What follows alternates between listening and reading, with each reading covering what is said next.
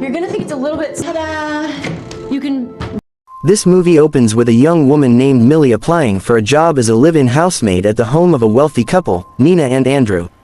Millie found the job posting through a community group, and without thinking too much about it, she shows up at their massive, luxurious house. Nina, the lady of the house, greets Millie with a smile that feels polite, but kind of cold. She quickly explains Millie's daily responsibilities, cleaning the house, cooking, and keeping everything spotless. Nina also insists that Millie stay in the house to make things more efficient. Then she gives her a tour, including the attic, which will be Millie's bedroom. It's small, stuffy, and isolated, but Nina reassures her it's perfectly fine. Millie accepts the job. The next day, she starts working and is shocked to see the house completely trashed from a party the night before. Nina apologizes, saying the first day might be a bit overwhelming. That evening, Millie finally meets Andrew and their daughter. Andrew is friendly, maybe a little too friendly. As time passes, Millie begins noticing something strange about Nina. One morning, Nina suddenly accuses Millie of throwing away important documents.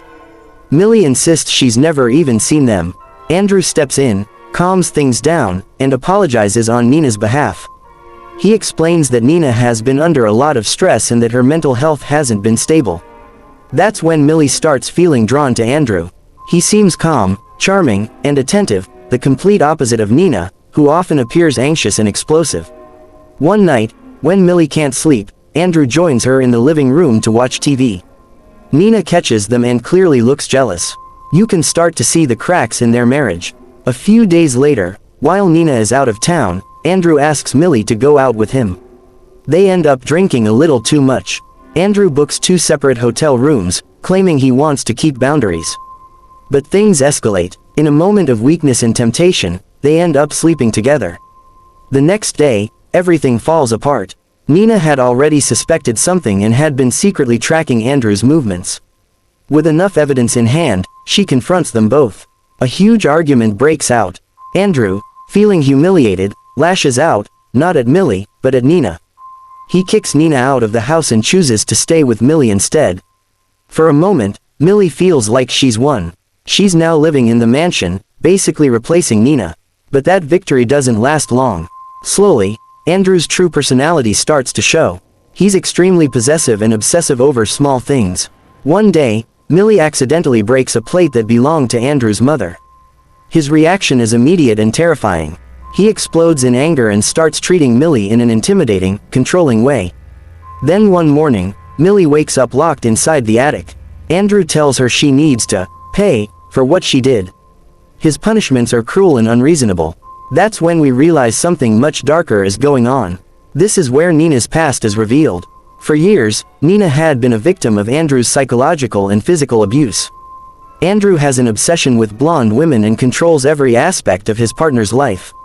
If they disobey him, he punishes them in disturbing ways. At one point, Nina was forced to pull out her own hair as punishment. The mental pressure explains why she seemed so unstable before. Nina had actually been planning her escape all along. She deliberately hired Millie, knowing Andrew would eventually become interested in her and shift his obsession. The plan worked. Andrew cheated and divorced Nina. But Nina never meant for Millie to die. When Andrew starts torturing Millie in the attic, Nina secretly leaves a hidden knife there as a way for Millie to defend herself. That's when Millie realizes she was never the winner. She was just the next victim in Andrew's cycle. Summoning every ounce of courage she has, Millie fights back. She uses the knife to free herself and turns the tables. The man who once held all the power is now cornered. When Nina returns, feeling guilty about what she set in motion, she doesn't realize the situation has already spiraled out of control. In the chaos that follows, Andrew ends up falling from the upper floor of the house, and dies. Nina tries to frame it as a tragic accident. When the police investigate, the truth almost comes out. But it turns out Andrew had a dark past and made plenty of enemies. One of the officers even holds a personal grudge against him. In the end, the report is manipulated, and Andrew's death is ruled an accident. Andrew is buried. After everything is over, Nina apologizes to Millie for dragging her into such a dangerous plan. As a form of compensation, she gives Millie a check for $100,000 so she can start a new life.